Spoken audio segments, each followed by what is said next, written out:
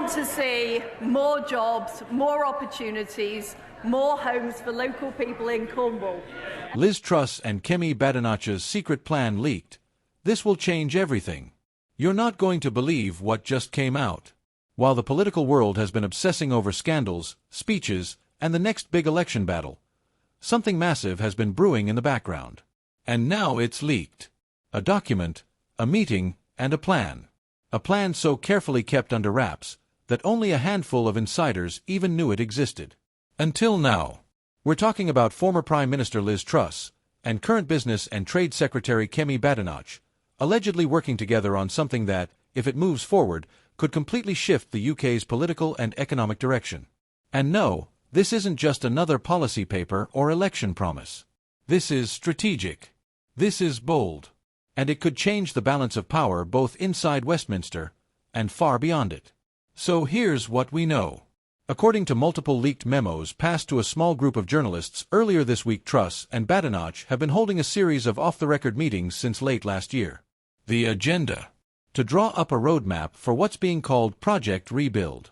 On the surface, it's framed as an economic recovery plan designed to boost investment, cut certain regulations, and position the UK as a more competitive player on the global stage.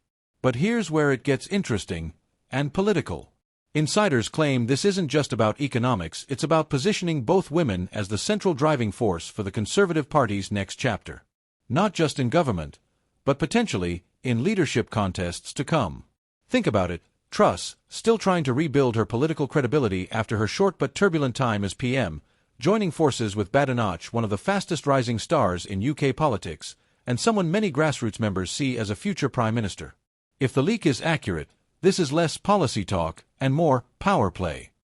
One section of the document, labeled Phase 2, has really caught attention.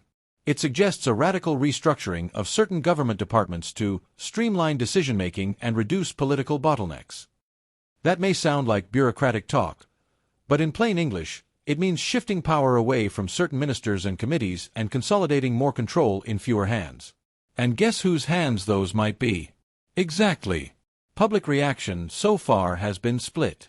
Supporters are calling it refreshing, bold, and exactly what Britain needs to compete globally.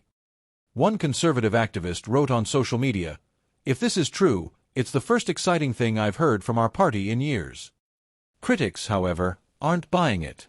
Opposition MPs are already raising concerns about backroom political engineering, with one Labour MP telling a BBC reporter, "This isn't governance, it's a quiet coup inside the Conservative Party." And then there's the public. Some see this as a potential economic lifeline. Others see it as a dangerous concentration of political influence. One comment that went viral on X, formerly Twitter, summed it up: they're not fixing the system. They're fixing it for themselves. Here's where it gets even more intriguing. Several sources familiar with the meetings say this Project Rebuild isn't just about the UK. Part of the plan reportedly involves forging new economic and trade alliances with a mix of Commonwealth nations and emerging markets, bypassing certain EU trade norms entirely. That's a big deal. It means potentially creating an alternative trade network that sidesteps Brussels and puts the UK in a far more independent, self-styled economic position. But that independence comes with risks. Economists are already debating whether such a move could isolate the UK from key European markets or whether it's exactly the shake-up Britain needs to compete with the US and Asia. And there's another question nobody can ignore. Why leak this now? If this plan was meant to stay under wraps until it was politically convenient, someone somewhere clearly decided the time to spill was now. Some suggest it's a calculated leak, a way to test public reaction before committing fully. Others think it's a sabotage attempt designed to force Truss and Badenoch into defending an unfinished plan before it's ready. Either way, the genie's out of the bottle. When journalists reached out to both Truss and Badenoch's offices, the responses were cautious. Truss's spokesperson didn't deny the meetings, but stressed they were routine discussions about economic growth and post-Brexit opportunities. Badenoch's office, meanwhile, called the leak selective and misleading, but didn't dispute that a policy framework was in the works. They're not denying there's a plan, just that the leaked version is the full picture.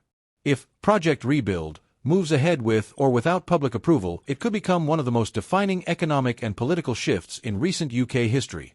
If it stalls or collapses under criticism, it could also deal a major blow to the political futures of both women. And for the rest of us? We're left watching a political drama play out in real time, with stakes that go far beyond party politics. So, the question isn't just what's in the plan. It's, who's really driving it? Who benefits if it works? And who stands to lose the most if it does? Because in politics, especially when leaks like this happen, the real story is often less about the plan itself, and more about the power struggles it reveals. And if this leak is even half true, the power shift we're about to see could be bigger than anyone is ready for. What happens next may be the real scandal. Stay tuned for more political updates.